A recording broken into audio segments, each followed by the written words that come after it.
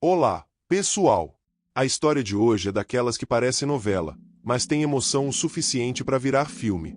Airi Nakamura é filha de um dos homens mais temidos do submundo japonês.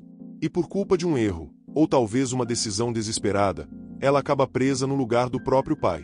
Ao sair da cadeia, o mundo que a espera é cruel, confuso e cheio de segredos. Principalmente quando ela descobre que está prometida em casamento a um CEO que está em coma. E mais, que ela já tem um filho, Haruki, gravemente doente, e que precisa de um antídoto raro para sobreviver. Essa é uma história de amor, culpa, segredos de família e redenção. Uma trama cheia de conspiração, reviravoltas e revelações que vão te prender do início ao fim. Já deixa o like e se inscreve no canal, porque isso ajuda muito a trazer histórias intensas e apaixonantes como essa. Agora sim, vamos começar a jornada de Airi.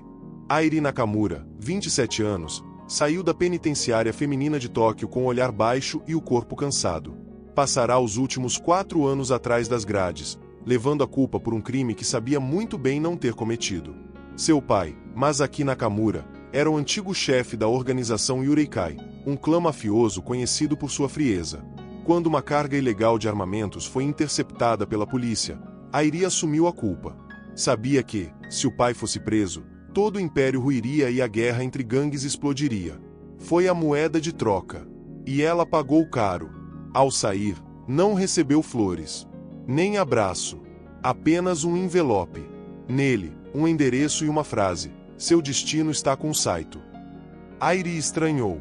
Conhecia o Saito de nome, uma das famílias mais ricas e discretas do Japão. Não fazia ideia do que eles queriam com ela. Mas não tinha escolha. Estava sozinha, sem passado e sem direito a futuro. Airi chegou à mansão do Saito em Kyoto com uma mochila nas costas e um casaco velho cobrindo os ombros. Foi recebida por uma mulher fria, de olhos escuros e postura impecável, Sayaka Saito, a irmã mais velha do patriarca da família. Você está aqui para se casar com meu sobrinho, Renjiro. Airi arregalou os olhos. Mas, ele está em coma. Sayaka assentiu. Justamente. Você será a ponte para manter os acordos comerciais da família intactos. Airi queria fugir, gritar, mas sua ficha criminal, mesmo injusta, a tornava vulnerável. E dentro da proposta havia um detalhe: se casando, teria acesso a um fundo familiar. O mesmo fundo que poderia custear o tratamento de Haruki, seu filho. Um filho que ela mal conhecia, pois nasceu enquanto ela estava na prisão, entregue a uma clínica privada por ordens de Sayaka. Airi aceitou, não por amor, mas por necessidade.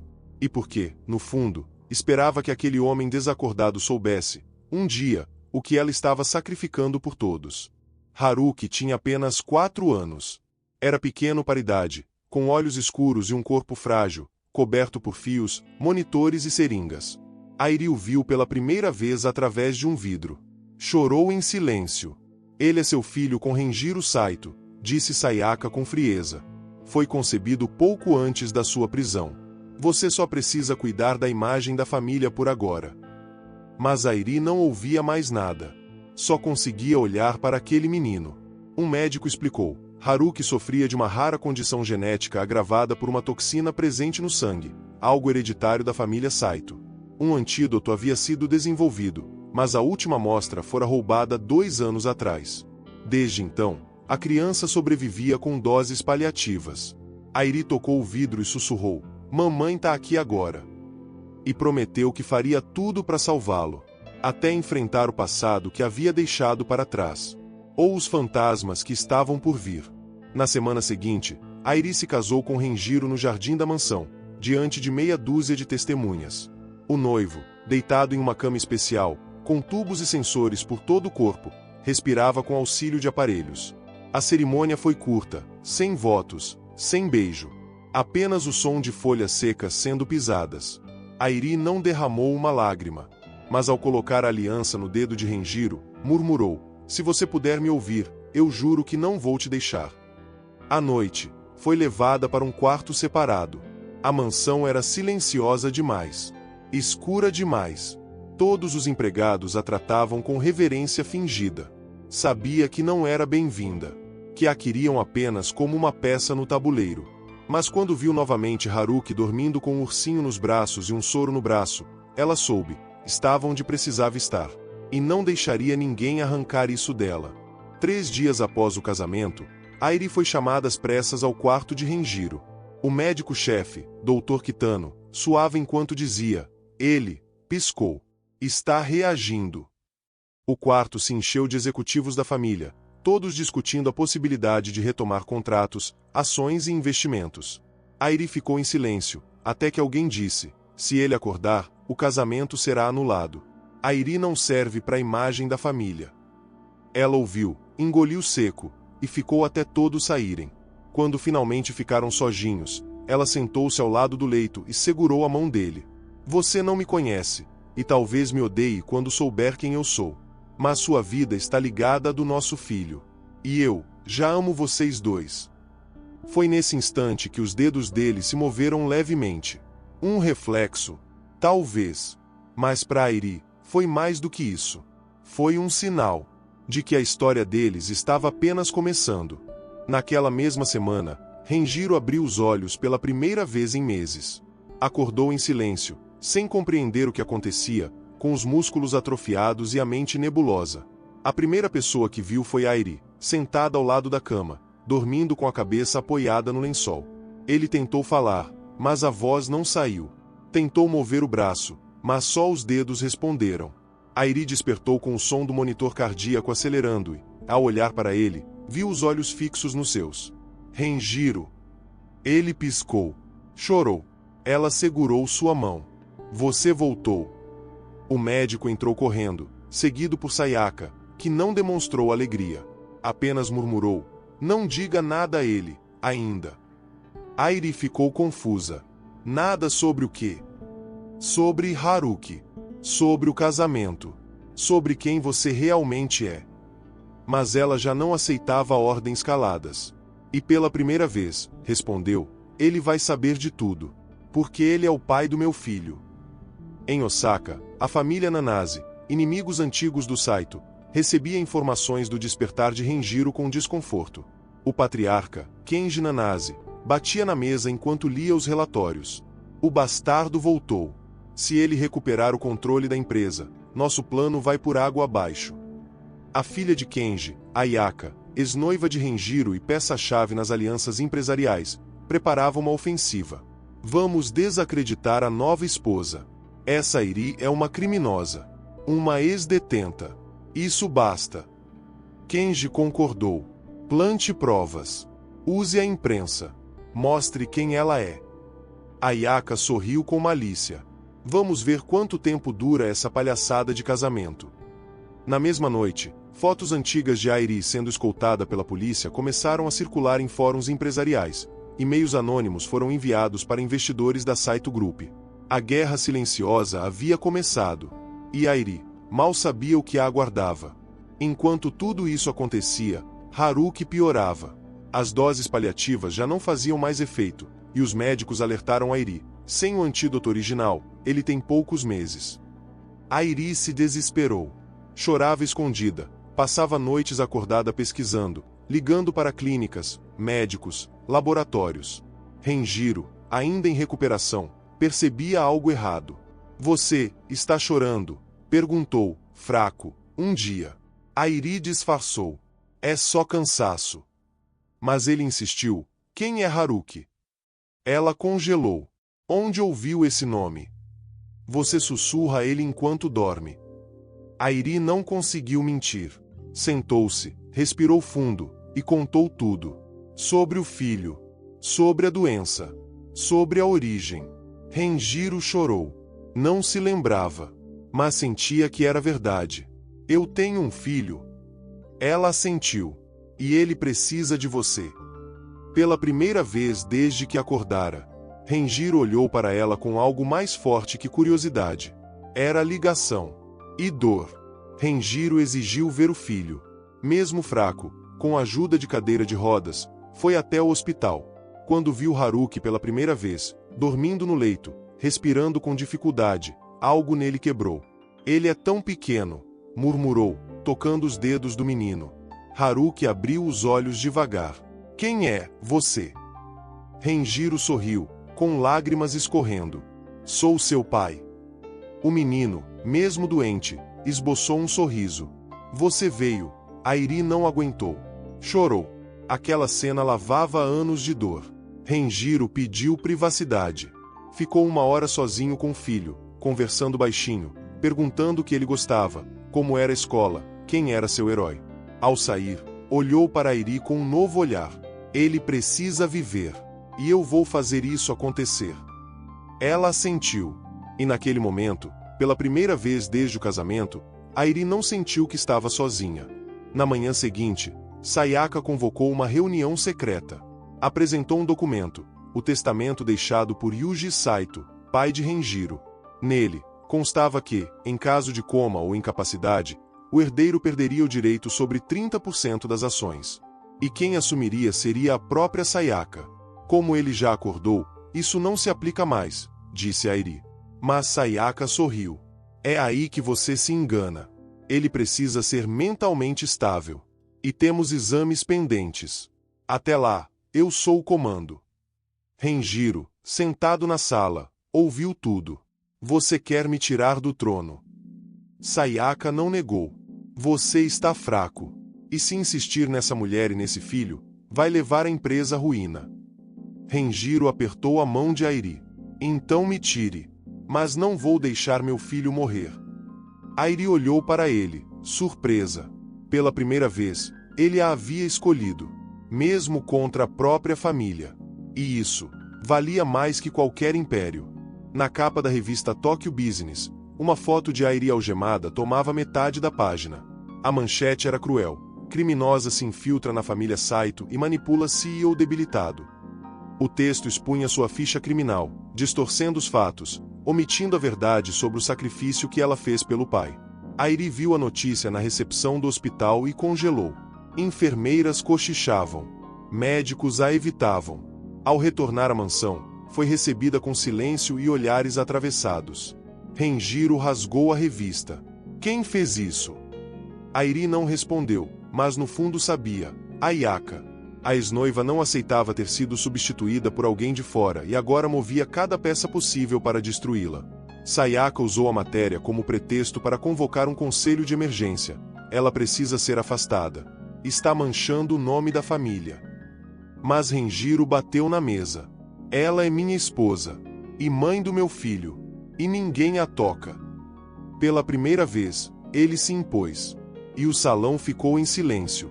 Naquela noite, Ayaka foi até a mansão.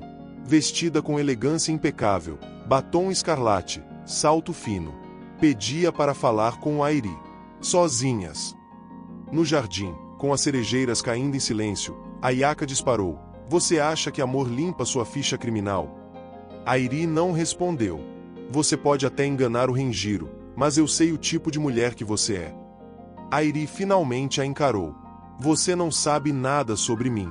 Eu cumpri pena por um crime que não cometi. E agora só quero salvar meu filho.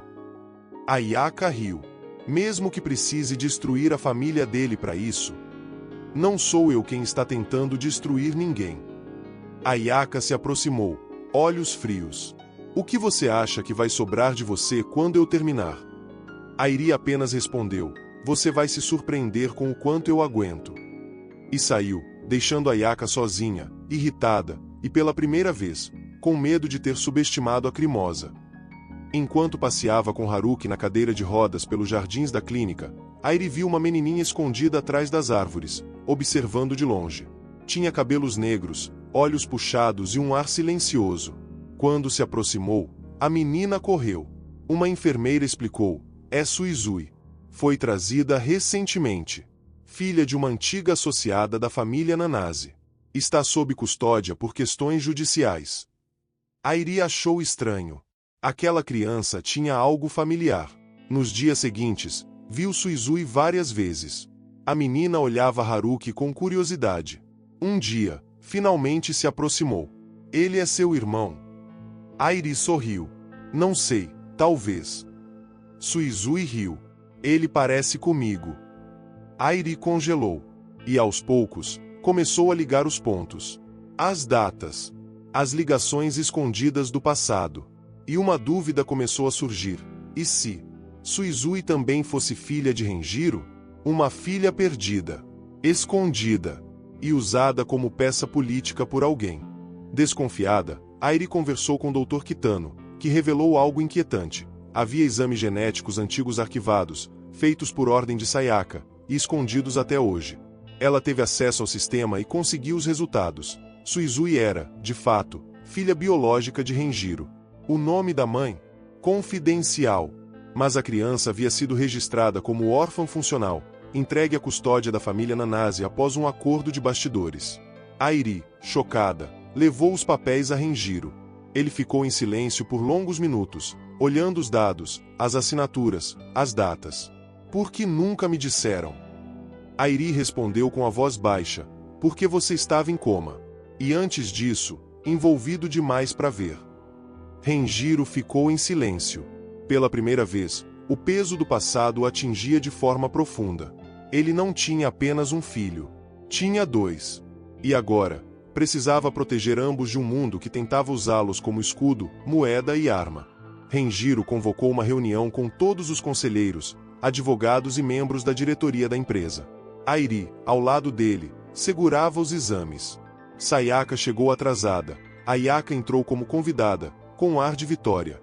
Renjiro começou direto. Tenho 2 filhos. E escondê-los foi um crime.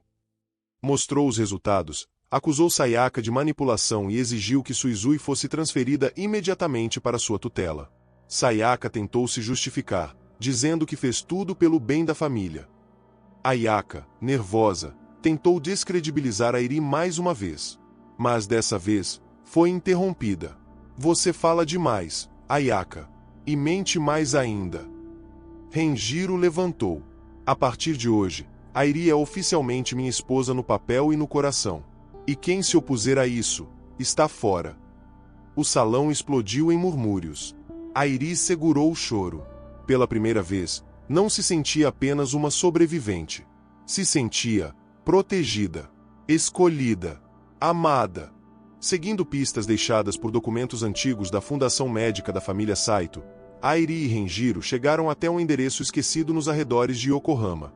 Lá, encontraram um laboratório desativado, sujo, com vidros quebrados e equipamentos abandonados. Mas algo no local chamava atenção. Pastas e ampolas em compartimentos selados, com rótulos apagados, exceto por uma sigla, HK7. Dr. Kitano, ao analisar os documentos, confirmou. Ali fora criado o primeiro lote do antídoto experimental que salvaria Haruki.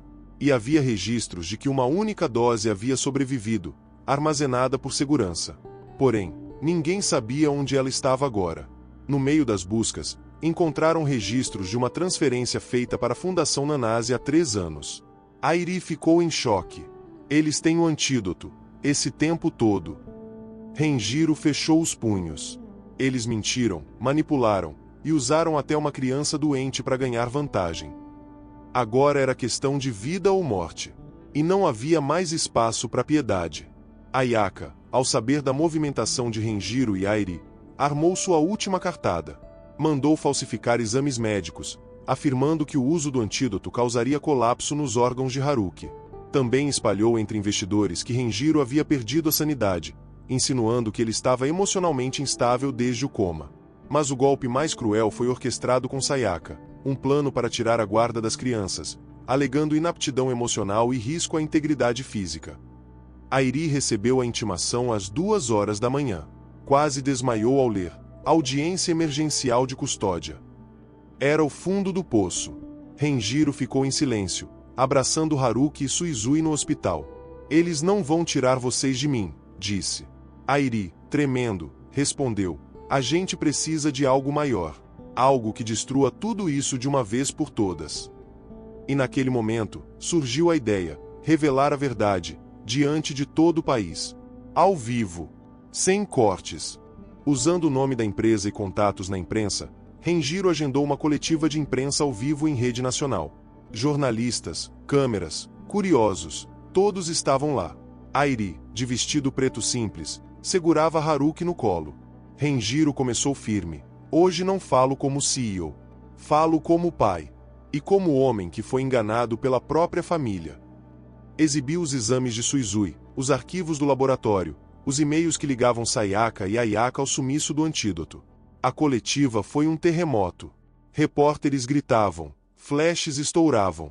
Sayaka tentou impedir, apareceu na sala com seguranças, mas Renjiro a enfrentou. Você tirou anos da minha vida. E quase matou meu filho por poder. Sayaka tentou se defender, mas a verdade estava diante de todos. A justiça foi acionada. Ayaka sumiu da cidade. E ao final da transmissão, a população inteira do Japão conhecia a história de Airi Nakamura. A ex-detenta. A mãe. A esposa. A heroína improvável. Com as investigações aceleradas, a polícia interceptou um armazém pertencente à Fundação Nanase. E lá, sob caixas de documentos falsos, foi encontrada uma caixa de segurança lacrada com o selo da família Saito. Dentro, o frasco com o nome HK7. O antídoto. Dr. Kitano fez os testes. Era real. Estava intacto. A aplicação seria arriscada, mas era a única chance de Haruki. Airi assinou os documentos com a mão trêmula. Se ele sobreviver, juro que faço essa vida valer cada segundo. Renjiro beijou a testa do filho. Aguenta firme, meu pequeno. O mundo é teu. A aplicação foi feita. A equipe médica monitorou por horas. A tensão era sufocante. Até que o coração de Haruki estabilizou. A febre baixou. Os batimentos voltaram ao normal. E os pulmões, pela primeira vez em dias, respiraram sem ajuda de máquina. O menino abriu os olhos. Olhou para Airi. E sussurrou, tô com fome. A sala inteira chorou. Eles tinham vencido. Com provas incontestáveis, Sayaka foi afastada do conselho e presa preventivamente por obstrução de tratamento médico e ocultação de documentos. Ayaka, localizada em Kyoto, foi indiciada por difamação, falsidade ideológica e fraude corporativa. A família Nanase viu sua reputação ruir. A opinião pública estava com Airi, agora símbolo de superação e força no Japão inteiro. Organizações de apoio a mães injustiçadas a procuravam. Revistas queriam entrevistas. Mas ela recusava quase tudo. Meu palco agora é minha casa. E meus filhos. Suizui, agora oficialmente reconhecida por Renjiro, foi registrada com o sobrenome Saito. Haruki passou a andar pelos corredores da mansão sem os fios, rindo alto, com o pai ao lado. Airi, por fim, abriu uma carta. Era um convite para palestrar em um simpósio de justiça e reabilitação de mulheres. Chorou, porque ali estava sua resposta. Ela não era mais a ex-presidiária. Era Airi, mãe, vencedora e livre. Havia apenas uma coisa pendente: a visita ao túmulo de Masaki Nakamura, o pai de Airi. Ela foi sozinha, levando flores brancas. Ficou em silêncio diante da lápide. Eu cumpri sua pena. Você me deixou com tudo, e com nada. Mas eu perdoo, porque se eu não perdoar, fico presa em você para sempre. Deixou as flores. Chorou, mas saiu dali leve. Ao voltar para casa, encontrou Renjiro preparando o jantar com Suizui e Haruki ajudando, usando aventais enormes. Riram quando ela entrou. Haruki correu, pulou no colo dela. Mãe! Suizui abraçou sua cintura. Renjiro ergueu a taça de vinho. Ao nosso recomeço. Ela sorriu, olhos marejados. Ao nosso recomeço. Porque naquele lar, entre tantas cicatrizes, havia amor. E esse amor era mais forte do que qualquer máfia, qualquer doença, qualquer mentira. Faltava apenas um passo para que a felicidade fosse completa. 2 meses se passaram. A mansão Saito estava irreconhecível. O clima que antes era de tensão e silêncio, agora era leve, acolhedor, cheio de risos infantis e cheiro de comida caseira. Haruki corria pelos jardins, Suizui lia gibis no chão da sala, e Airi finalmente se permitia sorrir sem medo. Renjiro retomou suas funções como CEO, mas com uma nova postura, mais humana, mais presente. Instituiu novas políticas na empresa, contratando mães solo e oferecendo bolsas de estudo para crianças órfãs. Em uma cerimônia simbólica no salão principal da empresa, Renjiro subiu ao palco com Airi ao seu lado e declarou publicamente: essa mulher não é só minha esposa. É a razão de tudo que eu sou hoje. Ela salvou meu filho. Salvou minha alma. E agora, juntos, vamos reconstruir o nome Saito do zero. Com verdade. A plateia o aplaudiu. Airi chorou. Mas dessa vez, era de felicidade. A sombra do passado havia ficado para trás. E o futuro, finalmente, era todo deles. Com a ajuda de Renjiro, Airi realizou um sonho silencioso. Construiu uma casa em um bairro tranquilo nos arredores de Kyoto. Uma casa com janelas grandes, cozinha espaçosa, um piano na sala e um jardim com cerejeiras, para lembrar que até as estações mais duras acabam em flores, como ela dizia. Haruki e Suizui tinham quartos coloridos, paredes cheias de desenhos e prateleiras cheias de livros. Renjiro ia de carro ao trabalho, mas fazia questão de estar em casa antes do jantar. Aos domingos, todos cozinhavam juntos. Um dia, ao ver Suizui dormir no colo do irmão no sofá, Airi olhou para Renjiro e disse: "Lembra de quando tudo era dor?" Ele respondeu: "Agora é só lembrança. E esperança." Aquela casa, simples aos olhos de fora, era o castelo mais forte que Airi já conhecera. Porque ali, cada parede foi construída com sacrifício, amor e perdão. Uma rede nacional insistiu por meses até que Airi aceitasse uma entrevista exclusiva. Sentada diante das câmeras, com um vestido vermelho escuro e os cabelos presos de forma elegante, ela respondeu tudo com calma e dignidade. Contou sobre o passado, a prisão, a injustiça, o casamento com Renjiro, a luta por Haruki, a descoberta de Suizui. Contou como quase desabou, como quis fugir, mas ficou. Porque alguém precisava mostrar que nem toda história difícil termina em tragédia. Ao final da entrevista, o repórter perguntou: "Você se considera uma heroína?" Airi sorriu. "Não. Me considero mãe. E mãe luta até o fim." O vídeo viralizou em todo o Japão. Milhares de mensagens chegaram. Mulheres se sentiam representadas. Jovens a chamavam de inspiração. E naquele momento, Airi percebeu que a sua dor não foi em vão. Ela não salvou só a si mesma. Ela salvou muitos outros sem saber. Numa tarde de primavera, Haruki organizou uma apresentação especial no quintal. Com flores espalhadas, convidou os pais e Suizui para sentarem na grama. Então, sentou-se ao piano da sala, que Renjiro havia mandado instalar sob o pergolado, e começou a tocar. Uma música simples, mas tocante. "Composição da mamãe", ele disse. Suizui cantava baixinho, enquanto Airi tentava segurar as lágrimas. Renjiro abraçou a esposa por trás. "Isso aqui é a nossa paz. A nossa eternidade." A música terminou. Todos aplaudiram. Haruki fez uma reverência e disse: "Dedicado a todos que lutaram por mim." Suizui completou: "E por mim também." Airi os abraçou forte. E ali, naquela tarde iluminada, com o som das teclas, o vento nas árvores e o coração leve, ela soube: o passado finalmente descansava. O presente era real. E o futuro era todo deles. Porque no fim das contas, o amor venceu.